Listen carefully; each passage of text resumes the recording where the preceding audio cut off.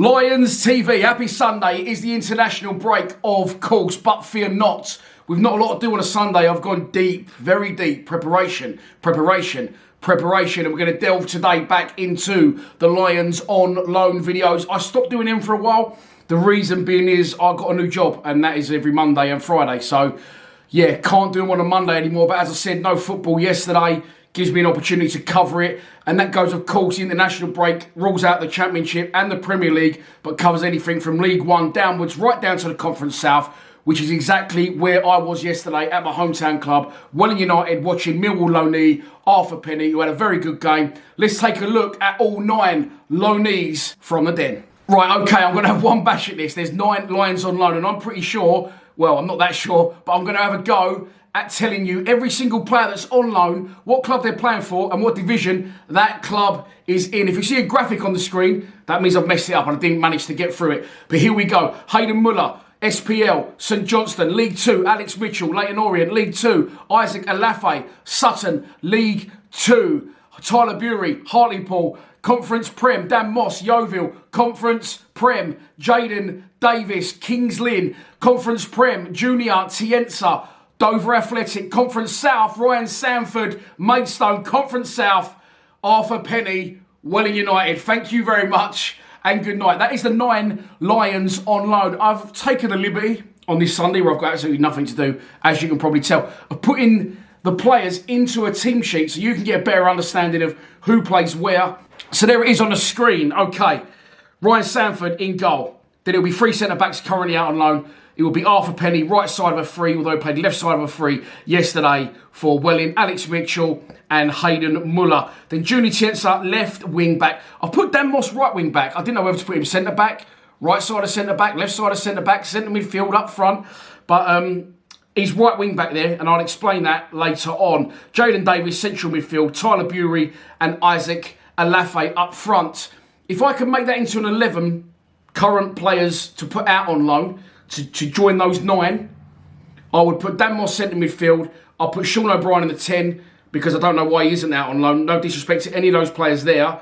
But other than Alex Mitchell, Hayden Muller and Isaac Olaofe, I see as the more senior players, he should definitely be out on loan and not in the 23s. Very talented. And I'd put George Walker at right back. Like the look of him, George Walker got a lot of pace, a lot of power, a lot of desire and a lot of potential. So if it was going to be an 11, that would be my 11 currently out on loan. But as I said, let's crack on now with the players that are out on loan. And I don't like to be negative about any player out on loan, but unfortunately we've got to start with the goalkeeper, and that's Ryan Sanford. Ryan Sanford has been at the club since he's 17 years old. Okay, he's now 22. He has never and will never get close to our first team. 1, he's not the best, if I'm honest. 2, he's not the tallest, which doesn't bother me, but obviously it does bother all sorts of clubs. I don't think you see many fantastic goalkeepers that aren't very tall. Gianluigi Buffon, probably one of the very few in history. Fabian Barthez, maybe another, although he's a little bit ropey when he's in the Premier League. But anyway, getting back to this goalkeeper, Ryan Sanford, he keeps getting new contracts at the club, and I'm not sure why. He obviously trains well, you know, but he's never going to play for the first team, and never was that more evident when we had the Bart Balkowski, Frank Fielding scenario, and Fielding was second to Bart, and Bart came on for Fielding because Fielding popped his quad, and they put Sanford on the bench for 1 game. Went out and got an emergency loan in Luke Steele. He will never get near it, so I don't know why he keeps getting new contracts. He did get one in the summer, and I'm not even going to dig at him for his own career. He probably does need to move on from Millwall because he's never going to break it. He's never going to crack it at the dead. But he's out on loan at Conference South Club, Maidstone, who I do follow slightly because it's where I currently am and my parents live over this way. So if Millwall aren't playing, I'll either go to Welling, which is my hometown club, or I'll go to Maidstone because my boy likes to go to Maidstone, depending on which club is at home. So Ryan Sanford made his debut yesterday for Maidstone in a 0-0 draw away at Havant and Waterlooville. So yeah, there you go. First up, Ryan Sanford. Bosh, draw a line under it. Next up, we're talking about Arthur Penney. Played 90 minutes yesterday in my hometown club, Welling United's 1-0 win against localish rivals, Tunbridge Angels. Shout out to Kenny on Lions TV, by the way. His brother, Sonny, is captain and centre-back for Tunbridge Angels. Had a good game, but couldn't help his side get anything out of the game. At Parkview Road in Welling, the last 3 or 4 times I've been to watch Welling, they've won every time. So if I jacked in Lions TV and did Wings TV, they could probably get promoted, but that's not going to happen. Yesterday's game, listen, they're under new management, of course. Peter Taylor, the ex-England under-21 manager. And honestly, Welling United were an absolute joy to watch yesterday. In the first half especially, they was popping the ball fantastically. Penney played on the left side of a back three, and he was plucking balls out the air, bringing them down on his chest, and looking to play out the back, spreading the play. And it is, in fact, where the goal came from. Ball comes out the air, as I said, Arthur brings it down on his chest. And then he looks up and he puts a fantastic outside of the right foot ball into the channel for the winger, who had absolute pace to burn, by the way. It was rapid, like the Roadrunner's gone past his marker and slotted it in. Welling 1-0 up, Arthur Penney with an assist. And after that, again, it's a seam of a cycle, Welling. Happened a couple of times when I've been to watch them. They're really good first half, can't kill the game off, and then sort of fade a little bit in the second, which did happen, but it showed the other side of Arthur's game where he defended really well. And I always see him, and no disrespect, Arthur, because, you know, I'm chubby. Well, maybe I'm a little bit more than chubby now. But when I first saw him coming into the team, the under-23s, I thought he looked really baby-faced, quite chubby, not really a man. But yesterday, he's really grown into his body and he's trimmed that mullet a little bit, and he's an absolute unit now, Arthur Penney. Looked more than comfortable at that level, kept a clean sheet, got an assist, and helped Welling to a 1-0 win against Tunbridge Angels. Next up, we're sticking with centre-backs, and we're travelling across the wrong side of the river to East London. Is it East London, Leyton Orient? Yeah, sort of East London, isn't it? They was on the road yesterday, Leyton Orient. Alex Mitchell played 90 minutes on the right side of a back three in their 2-2 draw away at Rochdale. Previous to that, Leyton Orient had 4 clean sheets in a row, and Alex had played 90 minutes in 3 of those 4. However, here's a potential twist, or am I reading too much into it? He did not feature in Leyton Orient's 1-0 win over Ebbsfleet, which is in the first round of the FA Cup. Now, I've checked it out. I don't think he was injured, because he played 90 minutes the game before and he played 90 minutes the game after. I'm wondering if Millwall said you can't play him in the FA Cup, which is a potential indication he might return to the club in January. I don't know. I think he'll definitely, at the end of the season, come back from Leyton Orient.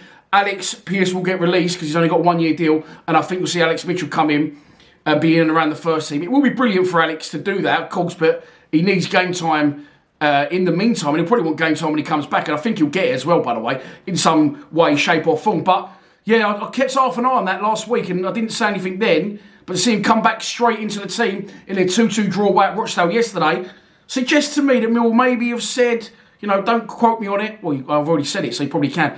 Not definite. I know nothing concrete is what I'm saying. Just in case, you know, we need the big man back in January. The third and final centre-back in this trio. And you know what? That is a good, strong trio. Very, very excited about that trio going forward. We're going north of the border. We're going Scottish Premier League. We're going Hayden, Muller and St Johnstone. Hayden played 90 minutes in St Johnstone's 0-0 draw with St Mirren. St Mirren reduced to 10 men in the game. That's Hayden's second start in a row, second clean sheet in a row, and 4 points from those 2 games. So he's doing very well up there. He's been a little bit in and out the side.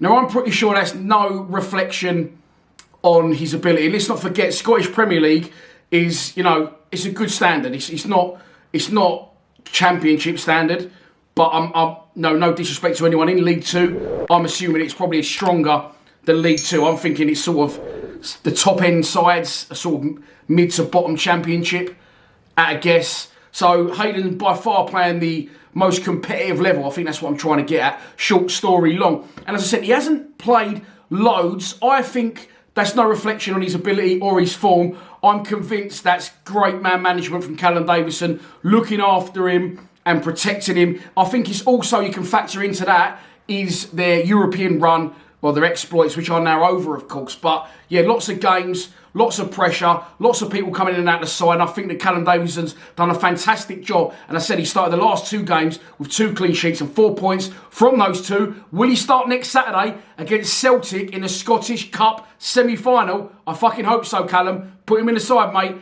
And let's hope that Hayden can get another clean sheet. As I've already said, preparation. This could be a long video, so let's get through it a little bit quicker with the next 2. And it's no disrespect to those players, but they're not currently featuring. Junior Tienza plays for Dover Athletic in the Conference Prem. Now, currently rock bottom of the division, and that is due to a points deduction as well as their poor form, of course it is, but Julie Tienza was a sub not used in Dover's 2-1 away defeat yesterday at Torquay. And next up, this is a little bit of a random one. Tyler Bury, of course. Tyler was on fire and absolutely flying up at Hartlepool under Dave Challoner. He did his hamstring, he come back to Mill for treatment, and then about a month ago I saw Dave Challoner saying can't wait to reintegrate him into the group, excited to have him back, and they've had a massive dip in form, by the way, since he has left.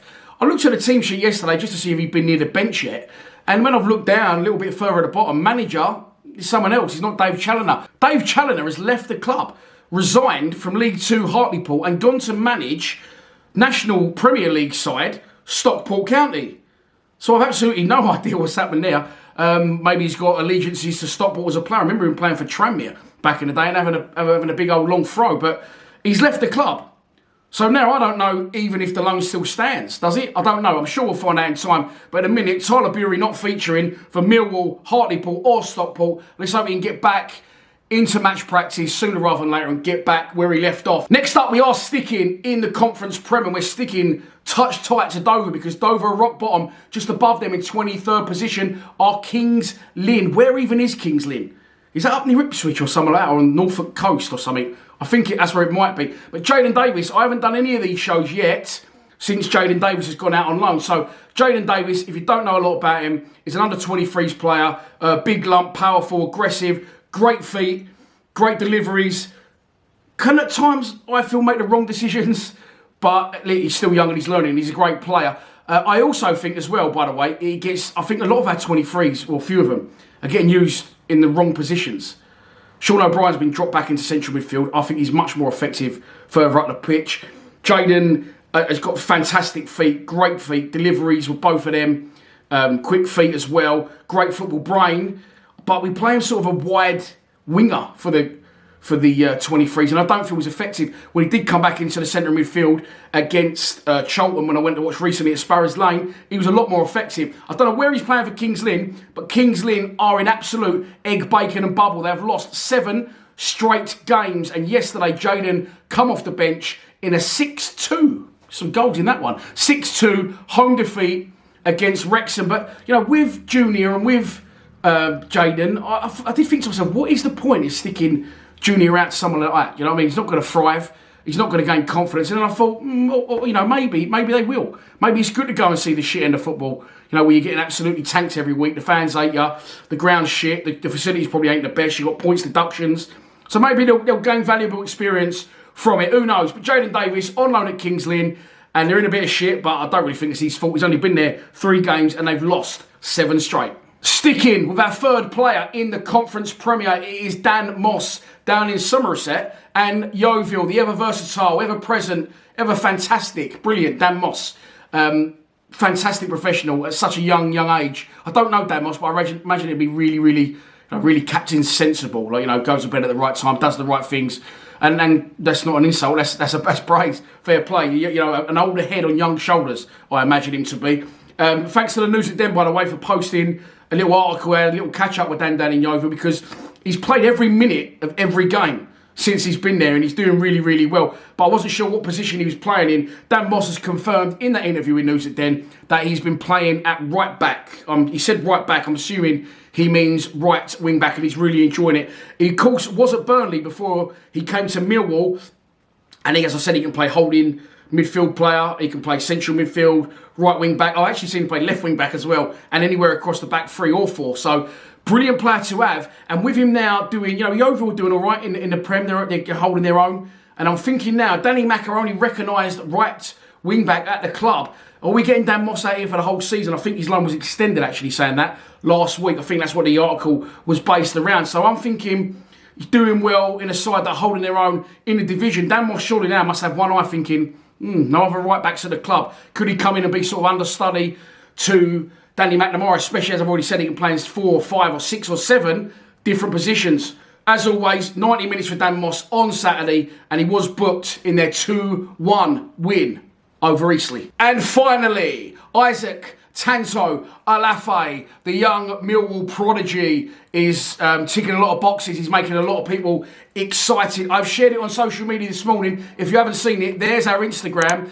We're on Facebook, Twitter, TikTok as well for What's That Worth? I don't know. I don't do no dances though. It's just clips. But anyway, Tanto's goal is a goal etched and carved out of the Millwall mould. It's everything we want to see as Millwall fans. We don't want to see, you know, step overs and people sticking in the top corner. We do want to see that. But what you cannot do at Millwall, you can't fail to win the crowd over. If you do this, you chase down fullbacks, you chase down goalkeepers. Even if you get nowhere near it, you make a slide tackle and it blocks the goalkeeper's clearance. It's like the Colosseum in Rome. The roof comes off the place. Well, Isaac Tanto Olaofe has not only chased down a goalkeeper, he's not only chased down a defender, he's chased down two of them. And it's a brilliant Millwall-esque, Millwall type, cut out the Millwall mould. You couldn't get any more Millwall than the goal that Tanto has scored on Saturday. So as I said, I can't post on here, of course, due to copyright constraints, but please check it out on our social media pages. He's now scored 4 goals in 8 games since his return to Sutton following his injury layoff at the start of the season. And of course, last season, he helped them get into the league football for the first time in their history, scoring 16 goals in 34 games. So again, look, you've got to have half an eye on him, haven't we, for January. The problem we've got is this. It's a problem for us, but I think it can help Tanto. Let's put it that way. We are a side that doesn't score a lot of goals. Our strikers rarely hit double figures in a season, do they, since the departure of the Morrison-Gregory era. I think Jeb Wallace is the only one that gets near it every year. So if you're going to have an Olaofe, if you're going to have a Bradshaw, you know, these players up front, and they're not going to score goals anyway, why not just bring Tanto back and let him get used to playing on the side and gain valuable experience and stick with him going forward? Because they're not scoring really. I know Bradshaw scored 2 in 2, 2 in 1 game, of course, and then not in the next. But, you know, if Tanto's not going to score loads of goals anyway, or none of our strikers are, why don't we just bring him back? And surely Gary Rowett's got to be having one eye on his young talent down at Sutton, because we can't score a lot of goals. And, you know, again, people will say it's League 2. You can only beat what's put in front of you. He's done it in non-league. He's done it in League 2. And I'm fairly confident if we bring him back to the Den at some point, he could become a cult hero at the Den. So that's your lot for this very, very long Lions on Loan episode. If you thought that was boring, I've got to sit and edit the entire thing now. But that'll be out later today on our channel. What will I play out first? Okay, I'll put that out first. After this has gone out, Hayden Davison, Lions Lounge Lockdown, he came highly, highly recommended. And honestly, he did not disappoint. Some outrageous stories. Not many about football. All just behind the scenes, drinking and changing rooms. And Alex Ray's dog shitting all over the place.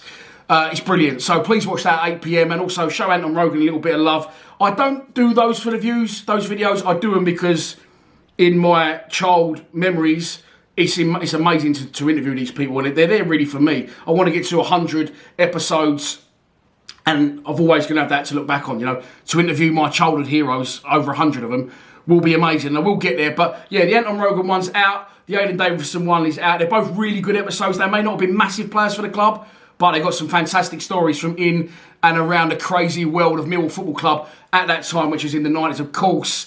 And then that's it. It's international break still, isn't it? So I've got to go work tomorrow.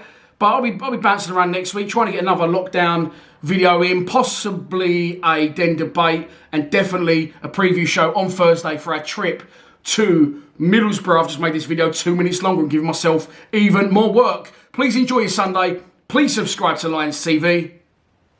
Come on, you Lions.